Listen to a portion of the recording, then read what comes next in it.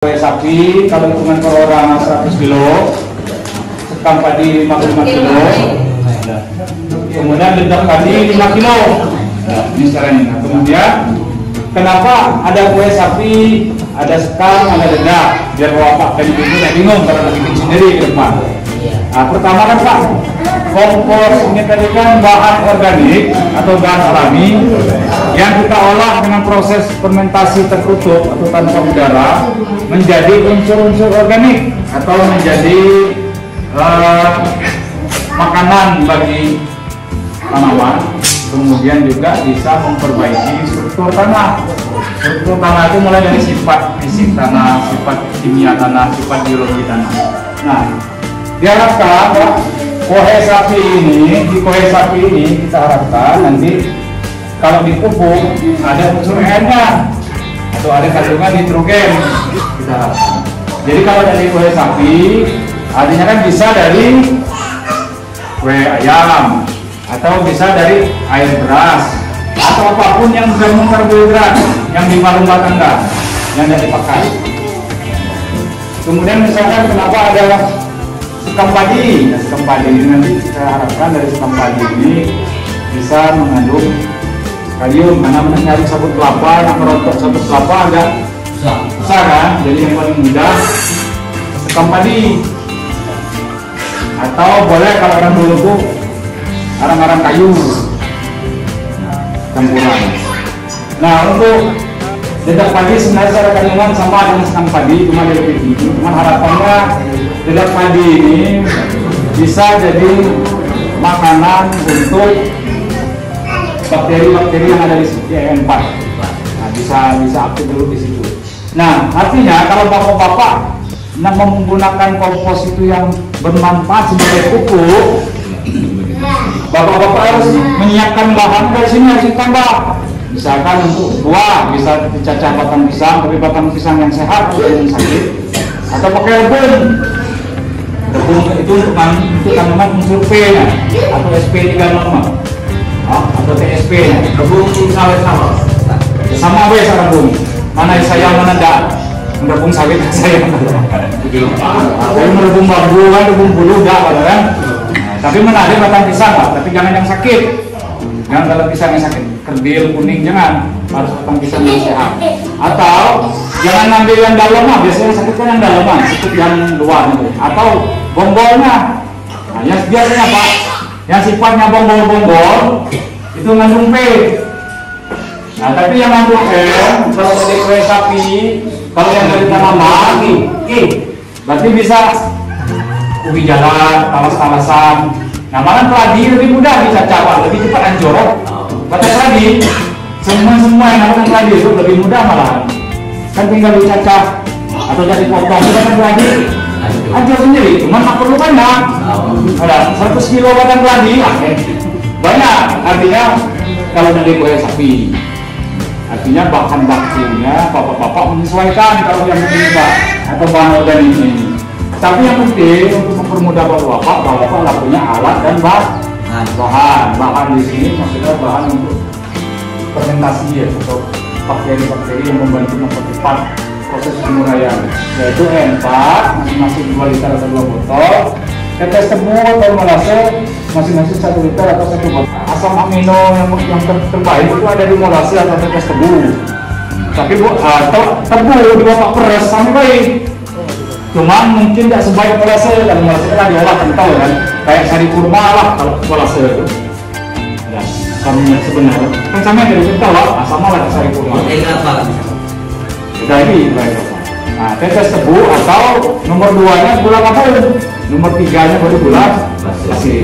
Nah, artinya kualitas asam aminonya berbeda. Kalau nanti urutkan itu tadi molase, gula kapur, atau beli es tebu es plastik. Jangan taruh es aja. Setelah kita yang minum, campur ke 4 sampai baik. Sehat juga. Batang pisang tuh Pak, yang udah buahnya diambil itu ada apa? Kekek buah itu bagus mengandung P. Jadi begini Pak, buah-buahan itu justru mengandung P tinggi. Kan jadi buah, jadi mengambil buah itu kan perlu P. Kita boleh pakai SP36 kan, pakai NPK kan. Nah, P itu kan dari buah. Artinya buah-buah busuk atau buah-buah yang dipakai dalam dicacah menjadi unsur P. Ya. Nah, cuma perpaduan semua ini tadi karena jadi bahan organik, jadi unsur organik yang remah kecil.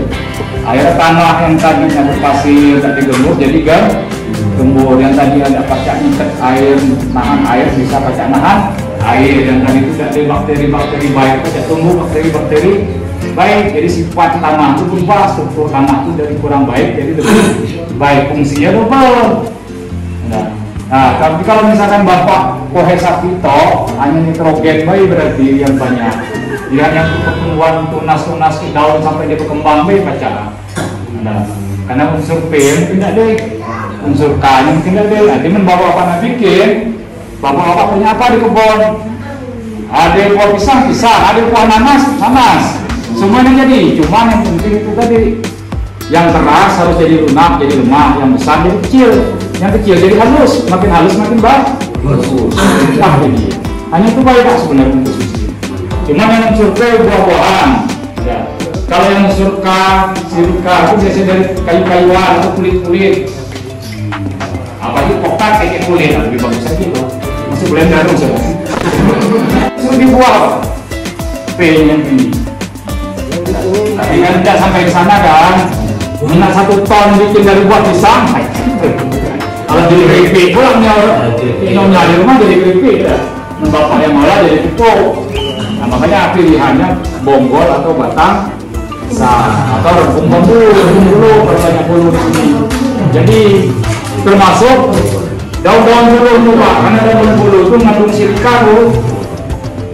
Unsur-unsurnya tinggi tuh, daun bulu yang kering tuh.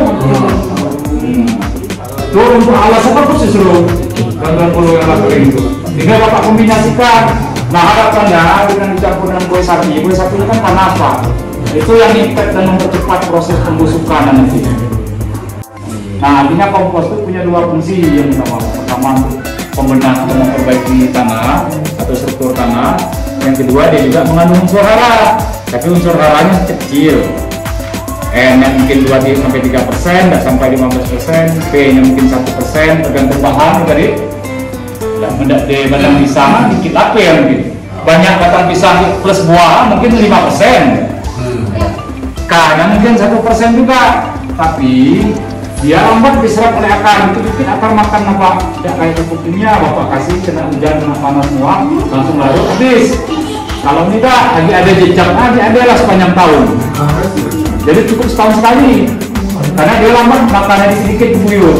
Nanti Bapak pupuk 4 bulan sekali, 5 bulan sekali, kalau pupuk mahal atau langka yang kayak kimia, mungkin tidak terlalu masalah kalau di awal Bapak pakai kompos.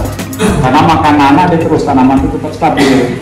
Terus karena dia juga air membantu tanah itu bisa menyimpan air lebih lama. Kalau kita musim kemarau dia juga lebih tahan. Karena dia menyimpan air, arti tanah itu lebih dingin apa kira-kira.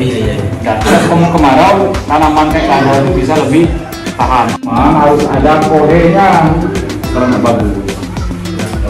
Terserah, bisa dibalik Pak, bisa kohenya 60%, 40% nya bahan-bahan organik kamu dedak buah-buahan dan tepung tadi. Bisa dibalik, tidak apa-apa dibalik 20% nya kohe sapi, yang lebih banyaknya yang buah-buahan ataupun tanaman-tanaman yang lain tadi. Cuman kan itu harus ngerajam tadi Pak. Iya. Harus ngacak tadi. Coba beda. Menurutnya kan dah, salah kering. Ada plastik dibuang, ada yang benda-benda dicampur dibuang yang bilang bersih, nah kering, nah halus, sebenarnya hidup. Jadi, cuma biar dia juga mengandung unsur hara dan bakteri-bakteri baik, makanya perlu N4. Apapun lah namanya sebenarnya, cuman produk yang kita tahu namanya kan N4, karena ini lagi diuji kandungannya mengandung bakteri-bakteri untuk mengikat nitrogen dari udara, melarutkan P dan K juga, tidak hanya untuk mengurai atau untuk fermentasi sebenarnya. Artinya kalau dia encer pun sebenarnya 4 lah jadi cair sebenarnya. Sebenarnya jadi cair. Formulasi itu di mana dia? Di toko-toko akuarium di Pekalongan Pak. orang-orang ternak toko ikan tetes tebu nih Pak. Cuma disebut merasa karena lagi proses diolah jadi kental loh, kayak sari kurma nih. Tapi berbahasa kayak tebu. Kayak tebu. Nah, menjadi air tebu, air gulai tabung, enggak dia air gulai tabung, air gulai pasir. Untuk kotoran bisa kotoran ayam satu juga bisa. Ya, apapun. Yang paling bagus kambing malah, karena ada seton. Jadi dia kali kambing, jadi tidak seberapa. Nah, jadi yang paling kalau nggak jumlah besar, membuat itu memang kue sapi, teh ayam kan banyaklah tanah dari teh ayam, benar kan? Ataupun banyaklah sekam mah, karena kan di alas kayak sekam juga kadang di bawah itu kan, itu ngikat kan, karena itu banyaklah sekam mah, jadi harus sama prosesnya. Nah, jadi kalau memang yang punya sapi, pilihan adalah diolah sendiri jadi kompos atau dijual sebagai bahan kompos, yang dibikin kompos. Nah, disitulah maksudnya Pak, kenapa harus integrasi kemarin Pak dengan peternakan. Nanam lada, sebelah ada kandang sapi, kalau di Jawa Barat kandang kambing. Sebenarnya itu karena lada rakus perlu kompos Pak. Lada itu jadi konslet makan Pak, nggak makan terus tiap hari. Lah kita pakai kompos, masa kita nggak pupuk kasih itu sekali? Kan tidak mungkin. Jadi dia perlu kompos, makanya kompos harus ada.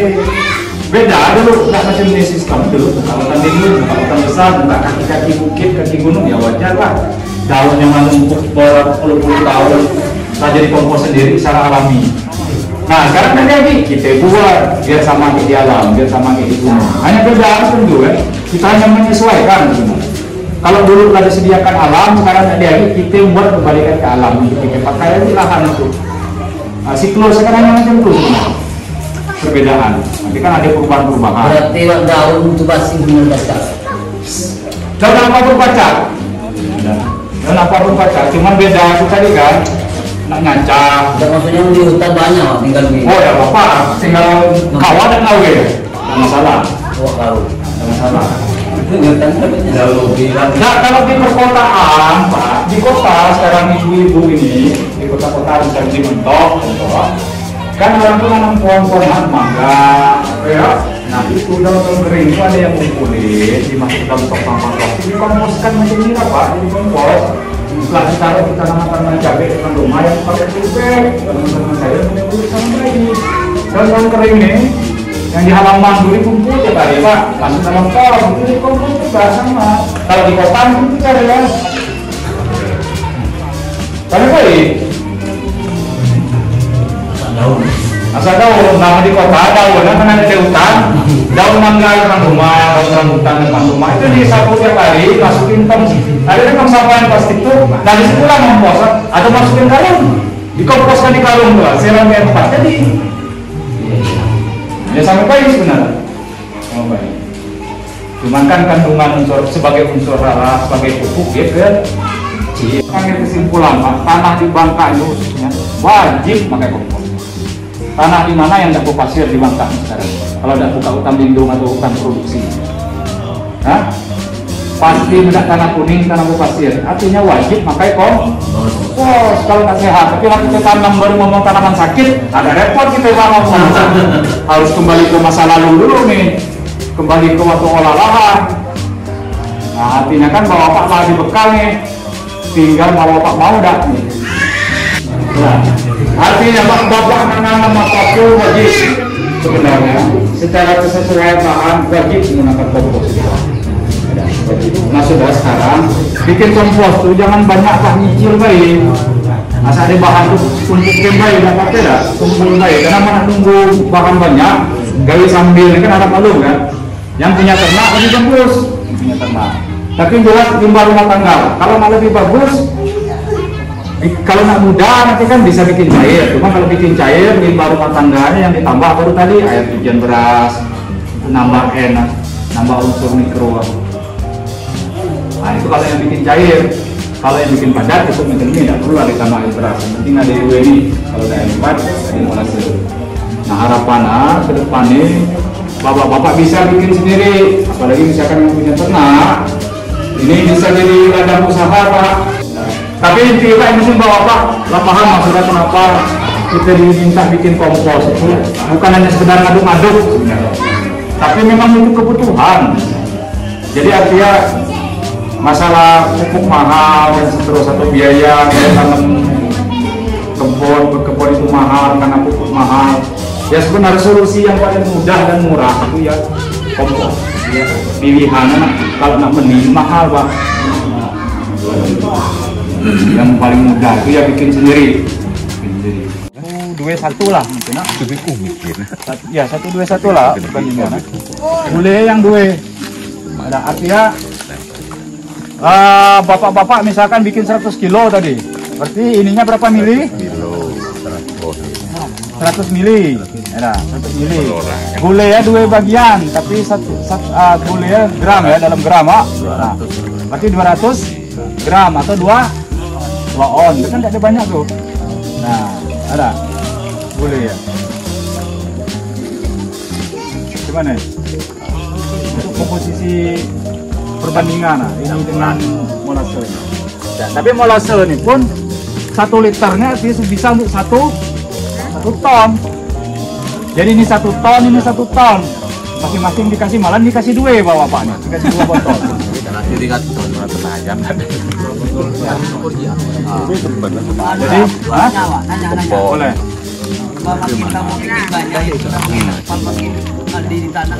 Lebih bagus, nggak apa-apa.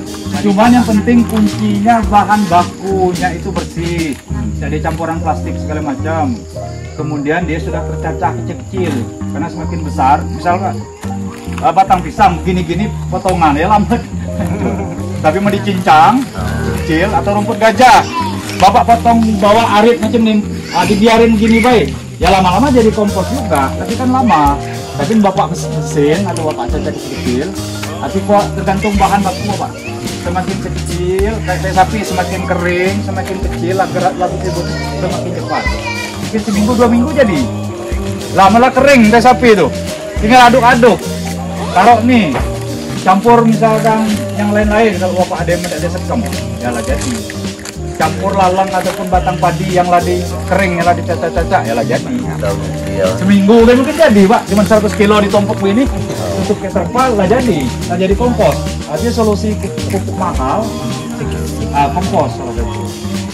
Cuman perbandingan kandungan, misalkan bapak beli NPK, ada kan 15% N, nitrogen 15% P, K-nya 15%.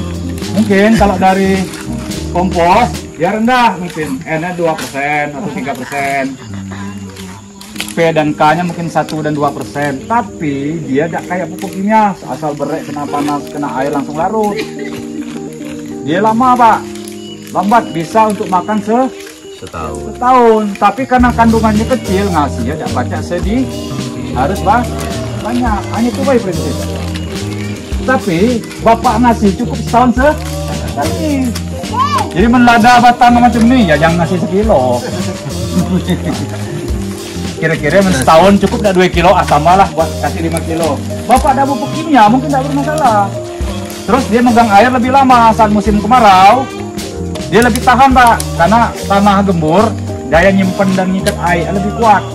Sehingga air dan kelembabannya agak tetap terjaga.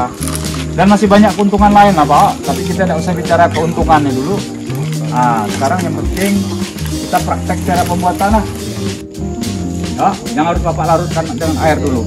Karena seperti yang disampaikan Pak Randy, jadi bakteri ya kan lagi tidur nih.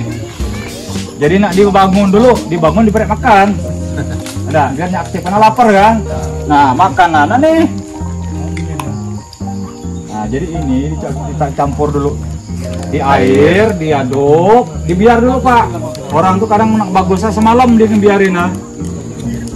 Nah, kita nanti lebih kurang 15 menit harus dibiarin dulu. Atau selama kita ngolah bahan-bahan nih, ini yang pertama dikerjain dulu, dilarutkan dulu. Nah, dengan air secukupnya dulu. Misalnya air setengah ember atau air seember. Nah, tapi itu lagi biang Pak. Nah, nanti kan bapak bikin 100 kilo, berarti nanti misalkan bapak nyiap airnya 50 liter. Nah, yang lagi larutkan di ember itu dituang ke air 50 liter. Baru nanti dibasahkan ke bahan-bahan yang lagi kita susun jadi kue lapis. Nah, metodenya nanti terserah mau gundukan apa mau petakan. Nah, kalau mau bapak mau bikin 1 ton, untuk bikin 1 ton petakan itu Pak lebih kurang ukurannya, walaupun cuma dikasih papan kayu apapun jadilah hanya untuk nahan. Nah, 3 meter kali 1 meter tinggi lebih kurang 1 sampai 1,5. Jadi misalkan yang paling bawah, misalkan di sini nih, yang paling bawah nanti dikasih dedak dulu Pak untuk alas dedak dulu. Mana deh rumput gajah lebih bagus, cacah rumput gajah dulu lantai ya, mendak disekam. Ada batang pisang dulu dicacah bagian bawah, baru ditaruh sapi sambil dipecah-pecahin atau dihancurin. Lebih kurang ketinggian 20 cm Pak. Beginilah ya, lebih sedikit lah paling 20 cm ya. Nah lagi baru ditaruh dedak lagi, sekam lagi. Nah taruh sekam lagi, baru disiram kayak ini tadi, yang lari selarutan yang lagi dicampur ke air 50 liter tadi. Siram. Nah kalau bapaknya bikin 100 kilo ya langsung ditutup aja, langsung ditutup pakai terpal nih. Tapi misalnya bapaknya bikin banyak, terusin itu lapisan itu nanti boleh nanti diselingin dengan dedak juga. Nah disiram dulu sampai basah. Nah basah itu aturannya kelembaban 30-40%. Kelembaban 30-40% itu apabila bapak bapak pegang yang lagi diaduk tadi, sekam sama teh sapi itu lagi diaduk. Kalau bapak pegang, bapak peras tepal macam ini, dia tidak netes aja air ya. Terus pas bapak buka, dia mecah dikit. Nah berarti 30% itu kadar air ya. Cukup berarti. Tapi misalkan mau dia netes terlalu lembab, jangan dibasahin lagi berarti. Tuh, nah jadi membasahin itu nanti dicek lah cukup apa belum. Nah, salah satu ngecek kan macam itu. Tapi kita lah biasa ngawe, tidak perlu dicek-cek macam itu benar dah. Hanya cara ngecek di lapangan kan. Nah proses pengomposan macam itu. Tapi bapak-bapak nanti kan bikinnya masing-masing. Lebih kurang bapak tuh kalau bikin sendiri, kalau ini dibagi paling sekitar 150 sampai 200 kilo cuman per orang. Nah, itu mungkin tidak perlu petak, cuman gundukan gunung aduk-aduk sekam apa segala macam situ. Ada siram P4 bungkus ya terpal. Sedikit batu aja tinggal. Tapi bikinnya di kebun dulu lah. Jadi kalau tinggal bisa dipakai. Nah harapannya ini bisa bapak-bapak pakai terus. Ini sampai habis, bikin lagi kalau ada bahan bikin lagi.